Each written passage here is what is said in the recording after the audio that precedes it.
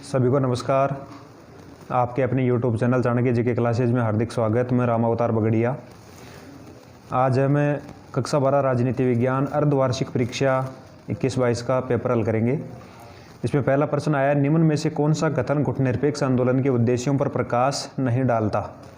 इसमें 4 ऑप्शन दे रखे हैं। इसमें ग आंसर सही है, वैश्विक मामलों में तटस्थता की नीति अपनाना। दूसरा प्रश्न है, उग्र तमिल संगठन लिट्टे का संबंध किस देश से था। इसका आंसर है श्रीलंका।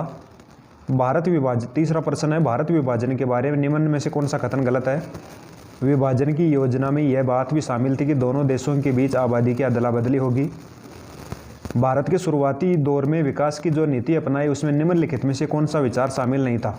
उदारीकरण, और भारत ने उदारीकरण, नई आर्थिक नीति, निजीकरण, उदारीकरण, वैश्वीकरण 1991 में प्रधानमंत्री PV नरसिम्हा राव के काल में अपनाई थी। द्विराष्ट्र का सिद्धांत 1940 में मोहम्मद अली जिन्ना ने दिया। गरीबी हटाओ का नारा 1971 में के लोकसभा चुनाव में इंदिरा गांधी ने दिया था। 2 नारे लगे थे, गरीबी हटाओ इंदिरा गांधी और इंदिरा हटाओ विपक्षी दल। रिक्त स्थान के प्रश्न है। 6वां प्रश्न है, सोवियत राजनीतिक प्रणाली साम्यवादी विचारधारा पर आधारित थी। 7वां प्रश्न है, संयुक्त राष्ट्र संघ की सुरक्षा परिषद में 5 स्थायी सदस्य अमेरिका, रूस, ब्रिटेन, फ्रांस और चीन, और इन स्थायी सदस्यों को वीटो पावर प्राप्त है। तत्कालीन प्रधानमंत्री इंदिरा गांधी ने वर्ष 1969 के राष्ट्रपति चुनाव में अंतरात्मा की आवाज़ पर वोट डालने को कहा। ये 1969 में इसमें VV गिरी ने चुनाव जीता था। आज का अपना 9वां प्रश्न है, श्यामा प्रसाद मुखर्जी का संबंध भारतीय जनसंघ 1951 नामक राजनीतिक दल से रहा है। 10वां प्रश्न है, देश की आज़ादी के समय देशी रजवाड़ों की संख्या 565 थी।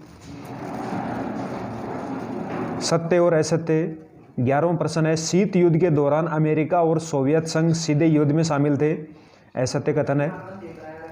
12वां प्रश्न है, राज्य पुनर्गठन आयोग का गठन 1953 में हुआ। राज्य पुनर्गठन आयोग के अध्यक्ष फैजल अली थे।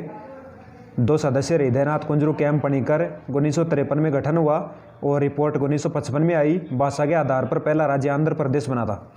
प्रारंभिक आम चुनाव में कांग्रेस पार्टी का चुनाव चिन्ह 2 बैलों की जोड़ी था। सही बात है, बिल्कुल।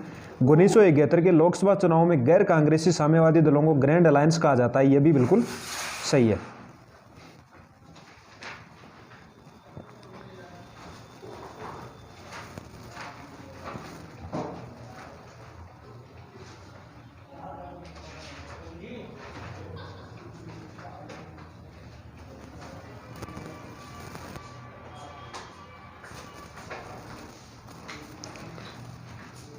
पंद्रहवां प्रश्न है, भारत और पाकिस्तान के संबंध हमेशा से शांतिपूर्ण रहे हैं।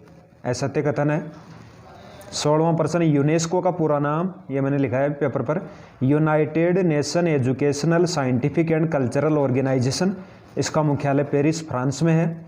17वां प्रश्न, सोवियत संघ के विघटन के समय राष्ट्रपति कौन थे। मिखाइल गोर्बाचोव, जिन्होंने 1985 में ग्लासनोस्त पेरेस्ट्रोइका 2 प्रकार की नीति अपनाई जिनके आधार पर सोवियत संघ का विघटन हुआ। और रूस के पहले राष्ट्रपति बोरिस येल्त्सिन बने। क्यूबा मिसाइल संकट 1962 में, ये केनेडी खुश्चेव के समय हुआ था, जब रूस के राष्ट्रपति निकिता खुश्चेव थे, अमेरिकी राष्ट्रपति केनेडी थे।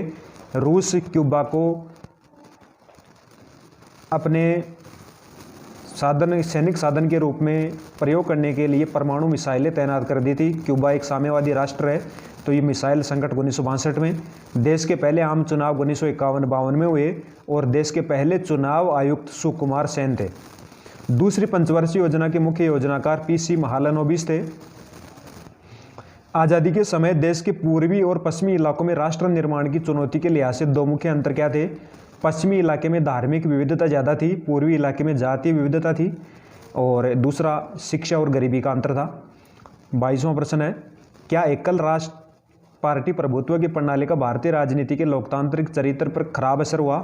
हाँ, पहले बिल्कुल हुआ, क्योंकि पहले 3 आम चुनावों में कांग्रेस को भारी बहुमत मिला। इसके आधार पर विरोधी दलों ने कांग्रेस की आलोचना की। 23वां प्रश्न है, हरित क्रांति के 2 सकारात्मक और नकारात्मक परिणाम। तो मैंने इसका आंसर ऊपर लिखा है, हरित क्रांति के सकारात्मक प्रभाव, भारतीय परंपरागत कृषि आधुनिक कृषि के स्वरूप में बदल गई। ग्रामीण रोजगार में वृद्धि हुई, खाद्यान्न आत्मनिर्भरता और निर्यात में वृद्धि हुई। इसके नकारात्मक प्रभाव थे अमीर और गरीब की खाई में वृद्धि, अमीर और अमीर हो गए, गरीब और गरीब हो गए। कृषि में पिछड़ापन आया, दलहन और तिलहन उत्पादन में भारी कमी हुई। इस प्रकार से ये 23वां प्रश्न। 24वां प्रश्न, 1960 के दशक की कांग्रेस पार्टी का सिंडिकेट। कांग्रेस पार्टी के भीतर प्रभावशाली नेताओं के समूह को सिंडिकेट कहा गया। सिंडिकेट ने लाल बहादुर शास्त्री और इंदिरा गांधी को प्रधानमंत्री बनने में महत्वपूर्ण भूमिका निभाई। 25वां प्रश्न है, महाशक्तियां छोटे देशों से सैन्य गठबंधन क्यों रखती थी? कोई 3 कारण, ये मैंने 3 कारण लिखे हैं। 25वां प्रश्न देखो यहाँ पर, छोटे देशों को सैनिक साधनों के रूप में प्रयुक्त करना। दूसरा है युद्ध सामग्री खर्चे को छोटे देशों में बांटकर अपने खर्चे को हल्का करना। तीसरा है छोटे देशों के प्राकृतिक संसाधनों को अपने हित में प्रयोग करना। ये हो गया 25वां प्रश्न। 26वां प्रश्न है, इसमें थोड़ा प्रश्न कट गया। 26वां प्रश्न है, सोवियत संघ के विघटन के बाद भारत पर क्या प्रभाव हुआ? तो इसका उत्तर मैंने लिखा है प्रश्न नंबर 26, भारत का अमेरिका के प्रति रुझान बढ़ा। दूसरा है मिश्रित अर्थव्यवस्था की जगह 1991 में नई आर्थिक नीति घोषित हुई। तीसरा उदारवादी लोकतंत्र का प्रभाव बढ़ा। चौथा है मध्य एशियाई देशों के प्रति अपनी नई विदेश नीति बनाना। अगला प्रश्न है, पाकिस्तान के लोकतंत्रीकरण की प्रमुख कठिनाई, मैंने नीचे उत्तर लिखा है इसका 27वें प्रश्न का। पाकिस्तान में सेना धर्मगुरु का दबदबा है जो निर्वाचित सरकार गिराकर सैनिक शासन कायम करते हैं। दूसरा, पाक का भारत के साथ तनाव रहता है। तीसरा, सेना समर्थक समूह ज़्यादा मजबूत हैं। चौथा, राजनीतिक दलों का स्वार्थी होना। पांचवा, आतंकवाद का प्रभाव। छठा, गरीबी व अशिक्षा। आगे 29वें प्रश्न का मैंने उत्तर लिखा है 1969 में कांग्रेस के विभाजन के कारण। पहला है सिंडिकेट का प्रभाव, 1969 का राष्ट्रपति चुनाव, इंदिरा गांधी मोरारजी देसाई मतभेद, राष्ट्रपति चुनाव में वीवी गिरी की जीत, प्रीविपर्स की समाप्ति, इंदिरा गांधी का 10 सूत्री कार्यक्रम। ये 29वें प्रश्न का मैंने उत्तर लिखा है। अब 28वें प्रश्न का उत्तर इसमें पहले पृष्ठ पर है। 28वें प्रश्न का उत्तर आप देखो, यूएनओ की सफलता असफलता। 28वें प्रश्न, सफलता विश्व में युद्ध रोकना, मानव अधिकारों की रक्षा, सामाजिक आर्थिक विकास, जीवन स्तर सुधारना, शिक्षा को बढ़ावा, लोकतंत्र की रक्षा करना। असफलता बड़े राष्ट्रों की मनमानी, वित्त के लिए विकसित देशों पर निर्भरता, सेना के लिए बड़े राष्ट्रों पर निर्भर। आज के लिए इतना ही, धन्यवाद।